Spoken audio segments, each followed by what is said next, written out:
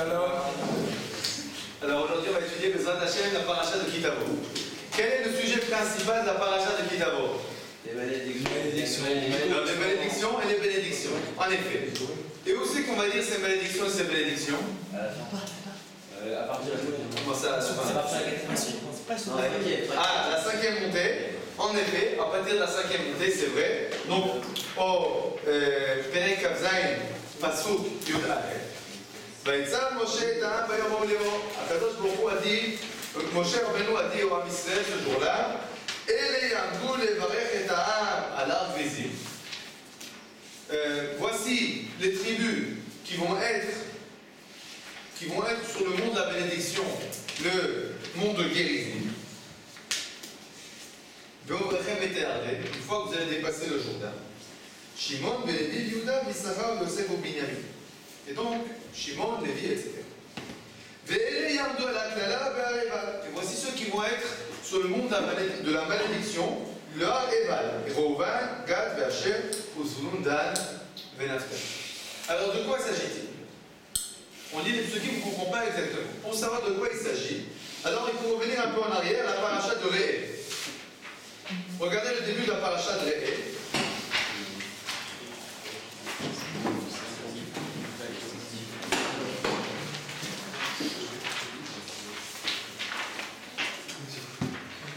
Donc nous lisons vraiment le début de la paracha.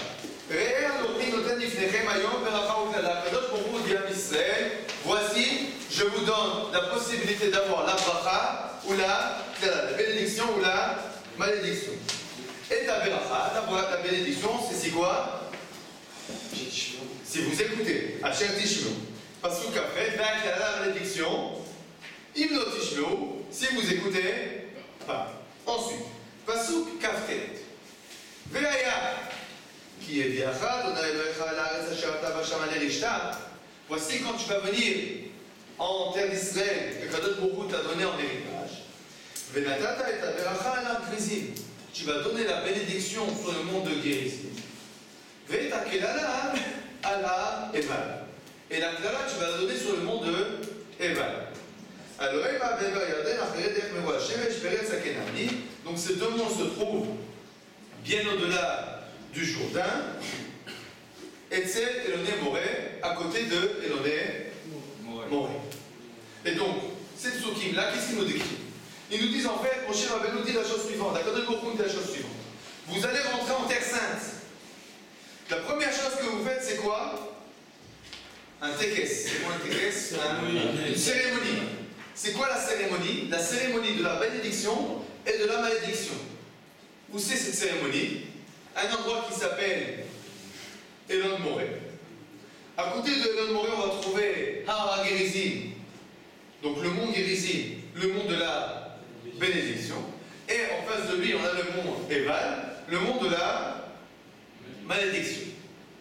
Et donc, ça c'est ce qui est écrit dans Parashat Re'eh. Dans Parashat Kitavo, dans le Khamishi, la Torah nous dit, alors tu sais comment on va faire cette cérémonie de la bénédiction et de la malédiction? Qu'est-ce qu'on fait?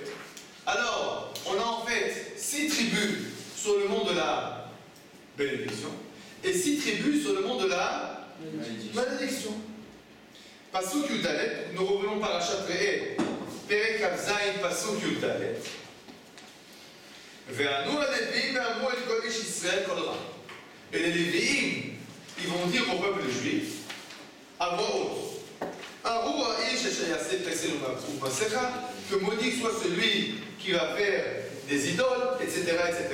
On a une grande liste de malédictions.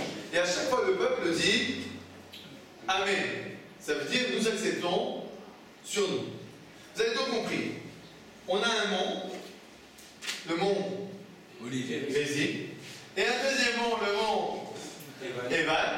Un, c'est le mont de la bénédiction, l'autre c'est le monde de la. En bas au milieu, on a qui? Les Lévi'im. Les Lévi'im, ils crient, vous écoutez mon haut? Que maudit soit celui qui fait des idoles. Et tout le monde crie, Amen. Ça, c'est la première chose qu'on fait quand on vient en Eretz Israël. Vous avez compris? C'est une jolie cérémonie, non? Qu'est-ce que vous en dites? C'est bizarre. C'est un peu bizarre. Hein, c'est un peu bizarre quand même, en effet. Ça a l'air d'être un peu bizarre. C'est quoi cette histoire-là? Monde malédiction, monde bénédiction, t'as 6 tribus ici, 6 tribus là-bas. C'est quoi? Je ne comprends pas vraiment. Qu'est-ce que la Torah, elle veut nous dire? Qu'est-ce que ça veut dire un monde bénédiction? Si tu touches dessus alors tu as les dollars ils poussent. Qu'est-ce que ça veut dire le monde de la bénédiction? Amen. Hein? Amen. Ouais. Qu'est-ce que ça veut dire? Le monde de la bénédiction, le monde de la bénédiction. Vous avez une idée? Ceux qui vont suivre ce que les disent ou pas. Alors, ceux qui vont suivre ce que vous avez vivre, alors ils auront la bénédiction ou la bénédiction. Mais alors, c'est quoi? Pourquoi spécifiquement à Grésim et à Réval? Et pourquoi quand on rentre en Eretz Israël? Pourquoi pas avant d'entrer en Eretz Israël? Pourquoi pas le faire maintenant, dans le désert? Il n'y a pas les deux montagnes. Il n'y a pas de montagne dans le désert, si? Il y a Arsinaï. Pas celle-là, là, en tout cas. Hein? Pas cette montagne-là. Il n'y a pas cette montagne-là. Alors, parce que je pose la question, pourquoi? Qu'est-ce qu'elle a de spécial, cette montagne-là? Elle est pointue. Allez, c'est vrai. Ça, c'est vrai. D'accord. Mais il y en a d'autres aussi qui sont pointus. Non, c'est avec ses parents en Israël, c'est avec les malédictions et les bénédictions. Là, on les prévient dans le désert. Vous savez, quand vous rentrez en Eretz Israël, il y a le monde de la bénédiction et le monde de la malédiction. C'est qu'on ne peut pas choisir, peut-être. Il y a un libre arbitre, c'est vrai, c'est à nous de choisir. Mais quel rapport avec les montagnes? On peut être assis par terre, ou bien sur des chaises tranquillement, et on dit, vous savez, ceux qui ne font pas les mitzvot, ben, ils sont maudits, et ceux qui font les mitzvot, ils sont bénis. Pas besoin pour ça de faire des champions, de monter sur des montagnes et de crier. C'est des trucs, j'ai traduit, hein, c'est ce qui est marqué, c'est pas moi j'ai pas monté. Il dit quoi, Rachid? Qu'est-ce qu'il dit Rachid? Il dit rien. Il dit plein de choses, Rachid, il n'explique pas. Qu'est-ce que ça veut nous dire? Qu'est-ce que ça veut nous... Qu'est-ce qu'il y a de spécial dans ces montagnes? Bon, alors qui c'est qui est à l'armée? Ah, je savais. Je savais. Manu, vas-y. Alors, c'était à Shrem? Non. Non. Ah, c'est pas nous. Bon, c'est raté. Bon, alors, bon, où sont ces montagnes? On a dit, c'est Har Grizim et Har Eval. Où c'est qu'elles sont ces montagnes? On a dit Elon Moré. C'est où Elon Moré? Elon Moré, c'est à côté, c'est juste à côté de Shrem. Donc, ces deux montagnes, on ne connaissait pas des histoires. C'est vrai que c'est écrit dans la Torah, dans le désert, mais on parle de deux montagnes qui existent. On les connaît, on sait c'est qui ces montagnes. Comment elles s'appellent?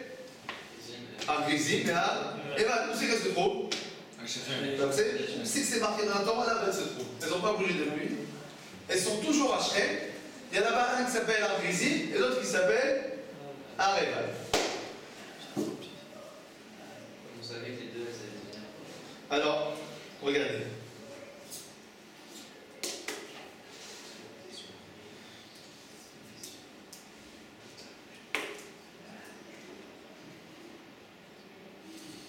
On va lire un texte du Rav Hirsch, un texte du Rachar Hirsch. C'est extraordinaire comment lui il a pensé à ça, alors qu'il était en... Où c'est qu'il habitait Rachar Hirsch, vous savez? Non, pas en Égypte, il habitait en Allemagne.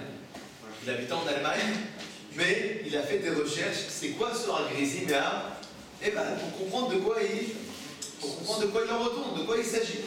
Alors regardez ce qu'il va nous dire. On lit à la ligne 17, dans la feuille de référence. Har Grizim et Har Eval. Donc le mont Grizim et le mont Eval. Em Shne Harim ve'Har Ephraim. C'est des montagnes dans les montagnes d'Ephraim. Ve'adayin anigout shebenehem nikar la. Maintenant, quand tu les regardes, ces deux montagnes, il y a une différence flagrante entre les deux montagnes. C'est quoi la différence? Har Grizim ou Bidrom Har Shechem, Vuatu Fiaro. Le Har Grizim, il est au sud, et il est rempli de forêts, il est tout vert. Tout vert. Jusqu'à aujourd'hui, c'est comme ça. Mais Ginot, Nechasot et Madrigot et Midrono, il y a des jardins qui couvrent donc ces parois. Vilou Areval ou Betzal Safon. Areval il est au nord. Vou Tanoul, Betzachiach Veshomem.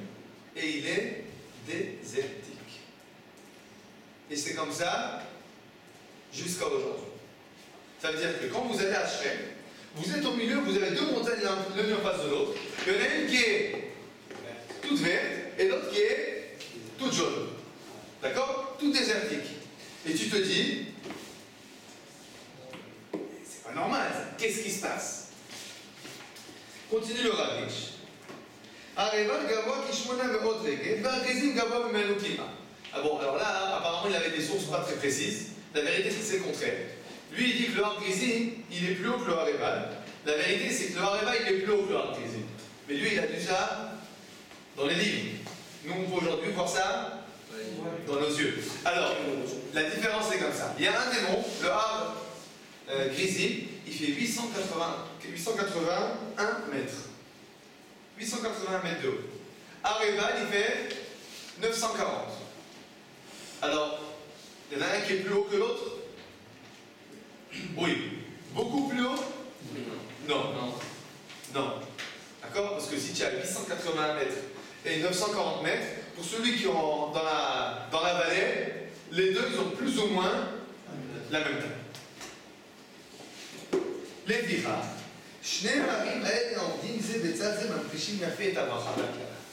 C'est pour ça que ces deux montagnes, l'une en face de l'autre, l'une verte, l'autre désertique, elles expriment exactement ce que ça veut dire la bracha et la klala.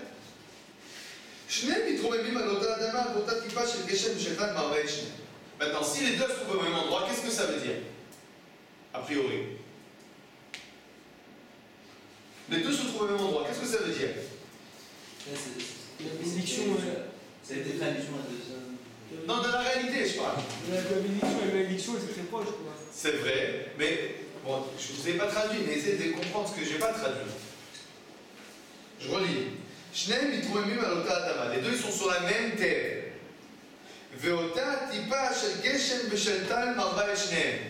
Mais la même quantité de rosée et de pluie. A priori, si on a deux montagnes, l'une en face de l'autre, au même endroit, a priori, les conditions météorologiques sont les mêmes.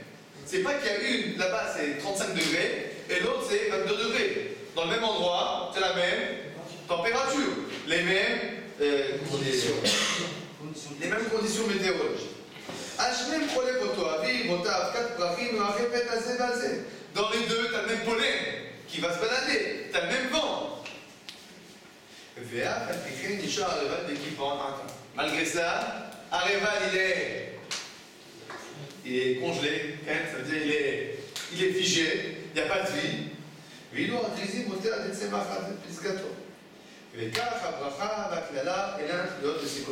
Maintenant, le Rav Hirsch nous dit la chose suivante. Qu'est-ce que ça veut nous montrer? Qu'est-ce que ça veut nous dire? Que deux hommes qui peuvent être dans le même endroit, dans la même famille, à la limite, même plus proches, et pourtant, on va dépendre de nos actions, parce que par rapport au texte, celui qui suivra le commandement et qui aura la bracha, donc on va voir que même si c'est au même endroit, même si c'est aux mêmes conditions, bien si l'un qui va se forcer de travailler dessus, eh bien, il va réussir à aller comme il a fait. Yohan nous dit la chose suivante. Il dit ça veut nous dire la chose suivante. Ça veut nous dire que, a priori, on aurait pu croire que pourquoi celui-là il a réussi dans la vie et celui-là il n'a pas réussi? Réponse. Mais donne-moi une réponse à la française. Pourquoi celui-là il réussit et celui-là il n'a pas réussi dans sa vie? Non, c'est pas une réponse à la française. La parole Dieu. Parce qu'il y a peu le killing. Vous n'êtes pas français? Tu peux être la chance. Pas du tout. Celui-là il a fait. Voilà, celui-là il a fait les grandes études, il a fait HEC, il a fait Polytechnique, il a fait. Bichard. Voilà, il a fait je sais pas quoi. D'accord. Alors il a fait. Celui-là il a fait des études. Et celui-là. Celui-là il n'a pas fait d'études. Alors pourquoi celui-là il a réussi? Dis-moi, il est médecin, c'est normal. Et celui-là pourquoi il n'a pas réussi? Tu as déjà vu quelqu'un qui n'a pas de bac qui a réussi? Ah oui, Non. Ça, c'est a priori comme ça qu'on aurait pu croire.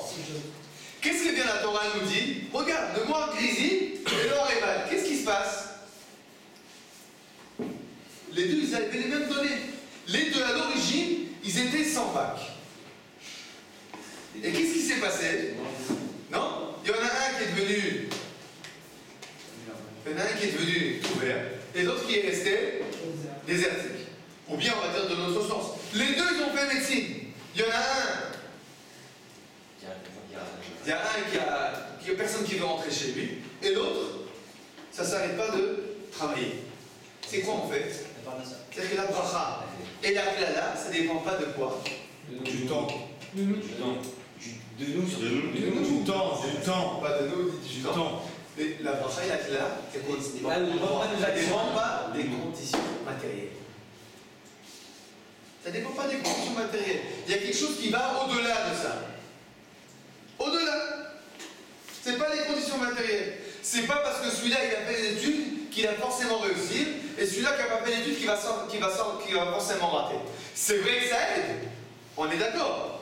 C'est vrai que ça aide. C'est sûr qu'il faut faire des efforts dans la vie. Mais nous savons tous qu'il y a des gens qui n'ont pas eu le bac et qui sont multimillionnaires, et il y en a qui ont des études et qui ont fait des doctorats et des doctorats et des doctorats, et qu'il n'y a personne qui veut les embaucher.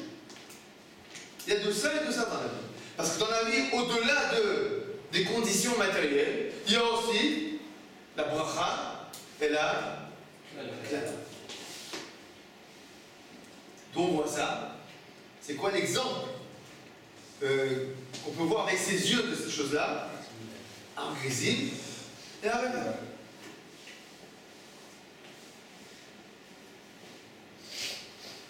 Je vais vous raconter une histoire. C'est qu'on commence maintenant le Shnat. On va commencer la Shemitah. Vous savez que dans la Shemitah, il y a écrit que quoi? Celui qui fait la Shemitah, qu'est-ce qu'il va avoir? Il y a écrit les Tziviti et les Bichati, il dit Shloshet Hashanim. Il y a écrit dans Parashat Léa que quand on va faire la Shemitah, Akadosh Baruch Hu va ordonner sa beracha pour 3 ans. C'est-à-dire, on va travailler la 6e année. La 6e année, il faut qu'on vive. Donc la récolte de la 6e année doit nous servir pour la 6e, mais aussi pour la 7e. Mais quand c'est qu'on va de nouveau planter? Qu'à la 8e. Donc finalement, la récolte de la 6e doit nous tenir 6, 7, 8. Et la Torah nous dit, si vous faites la Shemitah, je vous promets, je vous donne 3 ans de récolte. En gros, Akadosh nous promet de gagner 3 fois plus. C'est vrai ou c'est pas vrai? C'est vrai. Alors, je vais raconter une histoire. À la dernière Shemitah. Donc la Shemitah qui est passée il y a de cela 7 ans. Si je ne me trompe pas, c'est Kibbutz Rafetz Chaim. Kibbutz Rafetz Chaim, ça fait depuis le début de la création de l'État d'Israël. Eux, ils ont décidé qu'ils feront vraiment la Shemitah. C'est-à-dire que la 7e année, ils font rien. Ils font aucun système pour rien, ils ne travaillent pas. Jachère totale. Alors ils ont posé la question, donc il y a 7 ans, j'avais lu un article, il dit, est-ce que vraiment vous avez eu 3 fois plus? La Torah le promet, bon, vous avez demandé la bénédiction d'Akadosh Baruch Hu, est-ce que vous avez gagné 3 fois plus? Alors vous savez ce qu'ils ont répondu, très intéressant. Ils ont dit la vérité, oui et non. Alors c'est quoi oui? La vérité, c'est que la récolte est légèrement plus grande qu'une récolte habituelle. On a eu 1,25 de ce qu'on a d'habitude, 125%.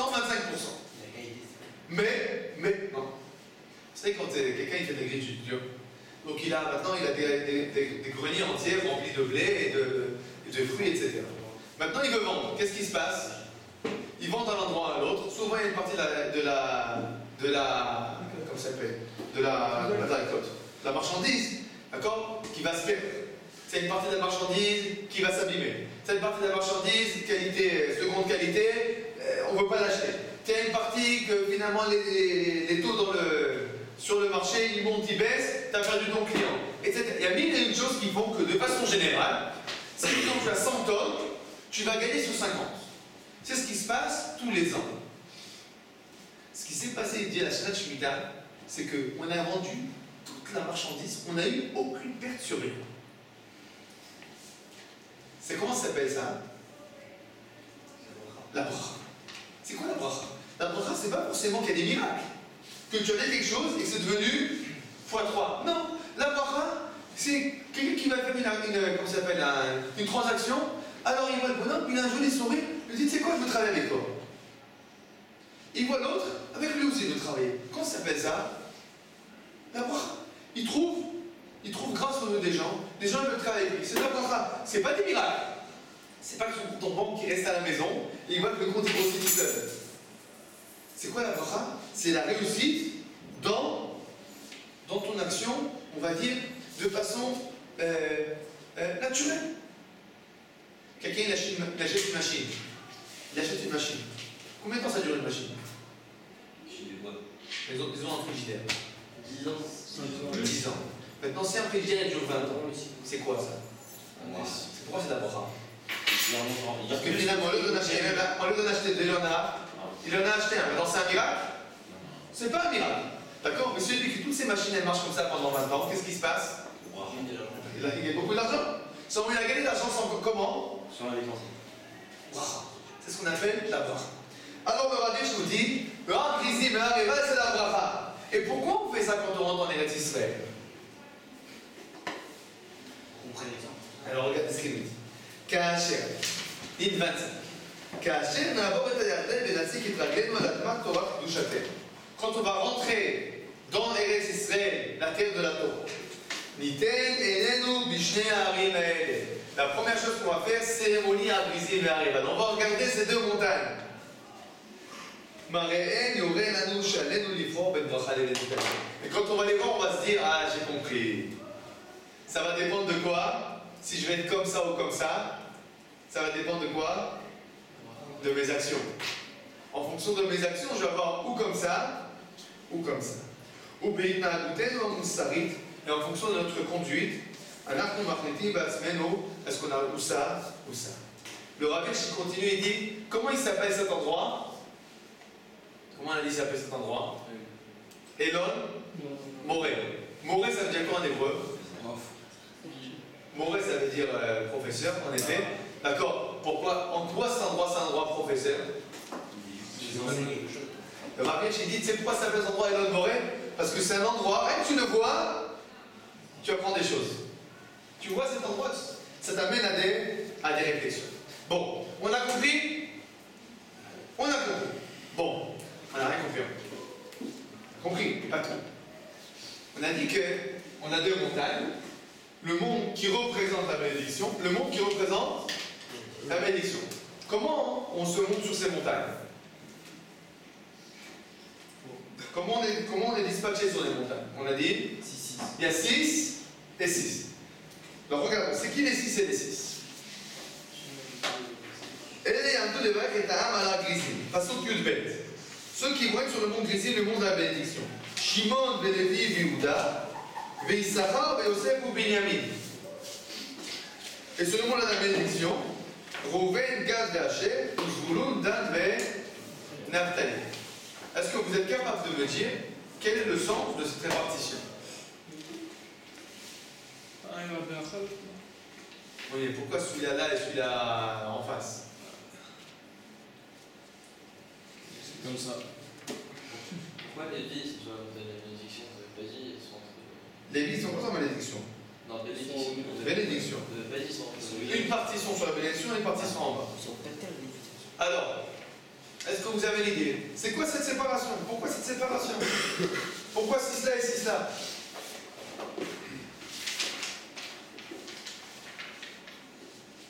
Pourquoi la séparation? Pourquoi on a choisi eux qui vont là? C'est quoi la question? Les deux. Pourquoi séparer? Pourquoi mettre 6 ici et 6 ici? C'est équilibre. Vas-y, j'ai une idée, j'écoute. Plaisir. Ah. Pas qu'il y a une co-bénédiction, une co-bénédiction. Alors d'accord, alors il va toujours celui qui est sur la malédiction, il va dire pourquoi moi ici, je vais être en face? C'est comme ça. C'est comme ça. C'est tout. Et pourquoi? Bouc émissaire. Je veux pas être bouc émissaire, je veux pas se rendre. Parce qu'ils ont fait des fautes, non? Non? Qui sait qu'ils ont pourquoi ils ont fait des fautes? Ceux qui sont à la malédiction. Mais alors, ce que tu poses toi, c'est exactement ma question. Pourquoi? Qu'est-ce qu'ils ont fait ces pauvres chvatines qui doivent être ici et ceux-là, ils ont gagné d'Apollo? Parce que On n'a pas forcément tous les mêmes armes, les mêmes échalotes. Donc, c'est-à-dire qu'on ne part pas du même pied d'égalité. Après, c'est nos actions qui vont différencier tout. Bon, je suis prêt à accepter ce que tu dis, mais alors explique-moi quel rapport avec ces gens. Pourquoi ceux-là ils sont là et ceux-là ils sont là? moi je pense pense en vrai ça change rien qu'il soit là ou qu'il soit là, parce qu'en fait chaque tribu elle peut en son potentiel transformer, par exemple si elle a été dans la montagne de la malédiction, elle peut transformer la malédiction en bénédiction et vice versa. Alors si c'est comme ça, donc, ils ont qu'à tous être en bas, on n'en parle plus. Ou bien, je donne une autre solution, tu mets moitié d'un chevet ici, moitié en face. Tu fais un tirage au sort. Ouais. D'accord? Mais là, c'est. Il y a des noms là. Akadosh Baruch Hu l'a dit, toi, t'es là-bas. Il dit, pourquoi moi? Toi, t'es là. Toi, t'es là-bas. Et toi, t'es là-bas. Pourquoi?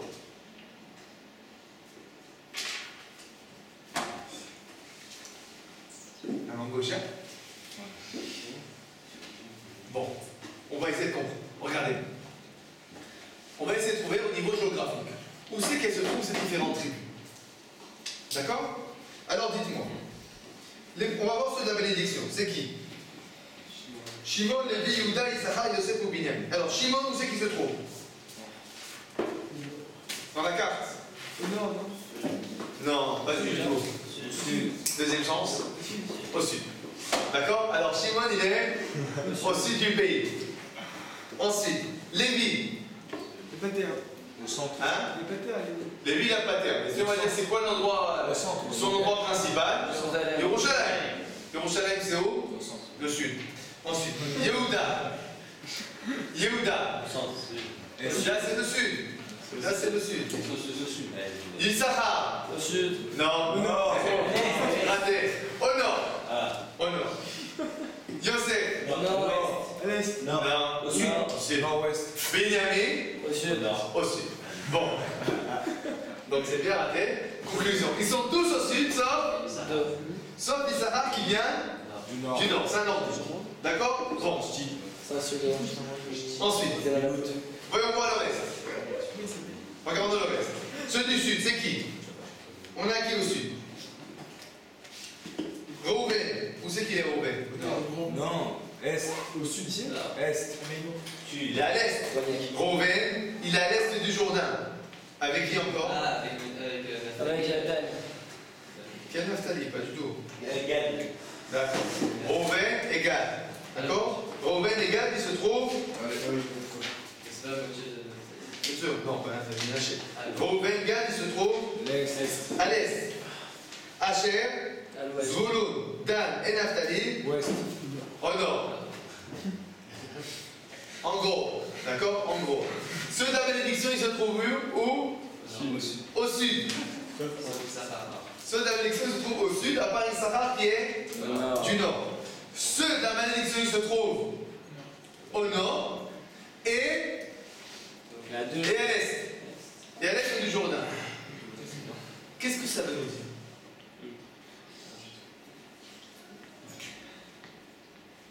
Ah, c'est parce qu'un Grésim est au sud, on a dit.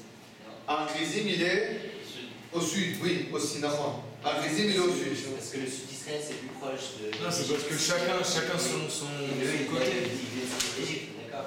Oui. Le nord, c'est plus chaud. Et alors, ça veut dire. C'est une idée, mais il faut la continuer. Parce que. Ça va du jour de marche. Bon. Si le mec il est du nord, il va dans la montagne du nord, si le mec il est du sud, il va dans la montagne du sud. Ah, reste une séparation. Alors pourquoi c'est qu'il est du nord, Issachar et il se trouve au sud? Ouais, ça pose aussi. Ah oui, c'est un problème. Parce qu'il était tout seul. Non, il n'est pas tout seul, il avait plein de copains, ils sont encore 7 avec lui, il n'y a pas de problème. Bon, dites-moi, est-ce qu'il y a une différence nord-sud en Israël? Le désert, Qu'est-ce qu'il y a au sud? Le désert. On est aussi construit là, on est au sud, nous. Qu'est-ce qu'on a là? Désert. Le beau désert. C'est quoi le désert? C'est Midbar. Yehuda, le désert de Yehuda. En plus, au sud, qu'est-ce qu'on a encore? Le désert. Le Negev. Shimon, c'est le pur désert. Donc le sud du pays, c'est quoi? Désert. Le nord du pays, c'est quoi? C'est la forêt. C'est le grenier à blé d'Israël. C'est quoi le nord? C'est le Galil, le Golan.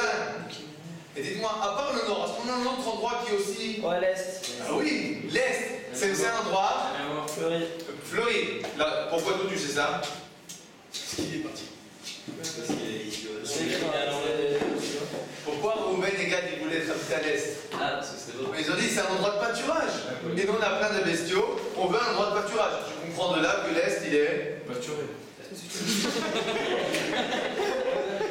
C'est beau mot. D'accord. Alors, on va dire que l'Est est verdoyant. D'accord.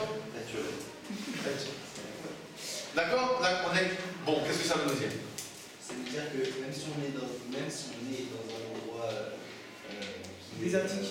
Qui est désertique, et on peut toujours tendre vers le paradis. C'est comme une bracha et Il y a un problème avec ce que tu dis, parce que pour le sud, ça va, c'est bien si c'est la forêt, mais pour le nord, il y a un désert. Alors. Bon. Très bon. Alors, écoutez-moi. Vous savez, la Gemara dit la chose suivante. Je vais vous poser une question. Qu'est-ce qu'ils faisaient les Shvatim du Sud? C'est quoi leur travail dans la vie? Refleurir le désert. Qu'est-ce qu'il fait quelqu'un qui est dans le désert? Le pétrole. Il survit. Il survit. Et qu'est-ce qu'il fait d'autre à part ça, si c'est un juif? Il gagne de l'argent. Il étudie. La Gemara nous dit la chose suivante. Écoutez la chose suivante. La Gemara nous dit la chose suivante. Celui qui veut étudier la Torah, où c'est qu'il doit aller? Il va au sud. Parce que dans le sud, la seule chose que tu peux faire, c'est étudier. Celui qui veut s'enrichir, où c'est qu'il doit aller? Au nord. Pourquoi? Parce qu'au nord, c'est pâturer. D'accord? Donc celui qui veut s'enrichir, il va au nord. Celui qui veut étudier, il va au sud. Même dans le Mishkan, la menorah qui représente la spiritualité, elle est au sud. La table des pains qui représente la matérialité se trouve au nord. Donc les Juifs, quand ils prient, ils font toujours comme ça. C'est qu'ils veulent de tout. D'accord? Alors, en effet, tous les Shvatim du sud sont des Shvatim spirituels. Et tous les Shvatim qui sont sur Al-Krizim sont du sud, sauf un. Lequel? Issachar. Est-ce que ça vous dit quelque chose? Que Issachar, malgré qu'il ne soit pas du sud, il est au sud. Issachar, c'est quoi Issachar? Issachar, Hamor, Garem, Robes, Benam, Shpetaim. La Torah nous dit que la spécificité de Issachar, c'est quoi? C'est que c'est un chevet qui étudie entièrement la Torah et qu'il était rémunéré par qui? Shimon. Par son frère Zebouloun. Non, pourquoi il est au nord? Il fait de l'argent. Non, parce qu'il est à côté de son frère Zebouloun qui le nourrit. Donc il est au nord, mais dans l'essence, il est à qui il appartient? Au sud. Donc Issachar, il se trouve avec les Shvatim du sud. L'est et le nord, ils se trouvent au nord. Bon, on a compris les 6 et les 6, c'est ce qui les spécifie. Maintenant, on va comprendre. Pourquoi les 6 du sud, ils sont sur la montagne de la bracha? Parce que étudier, c'est la bracha. Parce que qu'est-ce que la Torah veut leur dire? Ne croyez pas que si quelqu'un il investit son temps dans la spiritualité, ça veut dire que quoi? Ça veut dire qu'il va pas réussir, qu'il va crever de faim, etc. Non. Il y a la bracha. Maintenant, aux Shvatim du Nord qui travaillent, qu'est-ce qu'on leur dit à eux? C'est possible. Ne croyez pas que c'est parce que tu vas travailler, que tu as des forêts, des pâturages, que forcément tu vas réussir. C'est possible de se trouver sur une montagne désertique. Donc en fait, à chaque chevet, qu'est-ce qu'on lui dit? On lui dit, les choses ne sont pas comme elles peuvent apparaître au premier rapport. Donc évidemment que si quelqu'un ne travaille pas du tout, on ne peut pas espérer de survivre. On doit toujours faire un certain effort. Parce que cette cérémonie, elle vient de prévenir les Shvatim. Pourquoi cette cérémonie on l'a fait à l'entrée du pays? Qu'est-ce qui se passait jusqu'à présent? Dans le désert. Dans le désert, qu'est-ce qui se passait? Vous ne travaillez pas. Tout le monde étudiait. Personne ne travaillait. Maintenant, on rentre dans le pays. Qu'est-ce qui se passe? Il y en a qui vont travailler. Qu'est-ce qui se passe? Il y a un certain danger. Quel danger? Ils vont commencer à travailler. Qu'est-ce qu'ils vont croire? C'est terminé. Maintenant, on travaille. Comme on dit, tout dépend de la force de mon travail, de mes bras. Qu'est-ce qu'on leur fait? Première chose, cérémonie. Ar-Grizim, Ar-Ebal. Pour entrer en Eretz Israël, faites attention.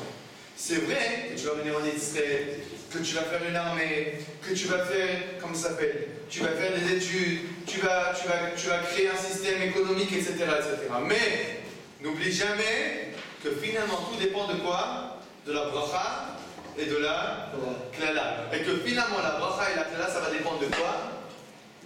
De tes motivations, de ton investissement dans les études, etc. Dans l'étude, etc. Oui. Il y en a qui malheureusement étudient beaucoup et qui n'ont pas cette bracha et qui réalisent de très bonnes actions. Évidemment. Parce que faut un kiff C'est à tout. une très bonne question. Et c'est évident que, comme on l'a dit là, en fait, si on comprend ce qu'on a dit, c'est pas que celui qui est sur la montre de la bénédiction, il va forcément être béni, et que celui de la bénédiction, il va être maudit. Mais cette cérémonie vient dire en fait, faites attention. C'est pas parce que tu étudies que tu vas forcément être dénudé de tout. Et c'est pas parce que, quand on parle d'étudier, c'est pas qu'il va forcément, il va pas que étudier. Yehuda, Lévi, etc. Ils font du travail aussi. Mais comme on l'a dit, le sud, c'est un endroit qui est plus propice à, on va dire, à la réflexion, à l'étude, parce qu'au niveau matériel, tu n'as pas les bonnes, tu n'as pas les meilleures conditions. Donc c'est pas de la magie noire que celui qui est sur le monde de la bénédiction, ça y est, maintenant il est garanti. Au contraire, tout ce qu'on vient d'expliquer, c'est que quoi en fait? C'est que la bracha et la klala, elles vont dépendre de tes actions. Alors, je pense que ces choses-là sont très importantes. Vous, Hachem, vous avez fait un très beau choix de venir ici en Eretz Israël et d'investir un an de votre vie, Bezrat Hachem, un an ou plus, Bezrat Hachem, mais un an de votre vie au moins pour développer votre côté spirituel. Sachez, Bezrat Hachem, que ce choix, ce n'est pas un choix qui va vous coûter. Au contraire, nous sommes comme ça s'appelle, croyants, fils de croyants, que la bracha, elle dépend de nos actions. Quelqu'un qui prend le temps d'étudier dans sa vie, qui prend le temps de regarder, comment ça s'appelle, de l'imponet, non, pas l'imponet, de se construire. Ce que se construit. Non, Former. Scruter, voilà. Tu prends le temps de scruter, de réfléchir, d'une introspection. Toutes ces choses-là que Bezrat Hachem nous a fait cette année, ce sont des choses, Bezrat Hachem, qui vont vous accompagner toute votre vie. Et des fois, il y a des petites choses qu'on fait dans la vie, a priori c'est 1 an, 2 ans, c'est pas beaucoup de temps, mais c'est pas vrai. C'est des choses qui ont énormément d'influence sur toute la vie, et c'est exactement ces choses-là qui donnent la Beracha. Azir Ratzon Bezrat Hachem, qu'à l'instar du peuple juif à son entrée en Israël, vous aussi, vous attachez aujourd'hui, vous êtes venus en Eretz Israël, que vous aussi, vous ayez la Beracha. Et rappelez-vous de cette image-là, de la Beracha et de la Klala du Har-Grizim et de Har-Eval. C'est évident que dans la vie, il faut investir. Il faut investir. Il faut investir dans les études, il faut investir pour la Parnassa. Mais de la même manière qu'on va investir pour les études de la Parnassa, il faut aussi être un petit peu égoïste et penser à soi. Et investir dans sa neshama, dans sa manière de voir les choses, dans comment Bezrat Hachem j'ai construit mon couple. Et c'est évident qu'il faut que quelqu'un qui travaille sur son côté spirituel, son couple, ses enfants, sa manière de voir les choses, sa manière de travailler, sa manière d'être un employé ou d'être un patron, elles vont être différentes. Que si quelqu'un n'a pas pris le temps de s'arrêter dans la vie, de réfléchir, d'introspecter, de vouloir construire spirituellement sa vie. À Bezrat Hachem, que sur vous tous et sur moi-même, tombe la bracha, le shefa avec abondance, ad benidei, jusqu'à qu'il n'y ait pas de limite. Amen. Amen. Amen.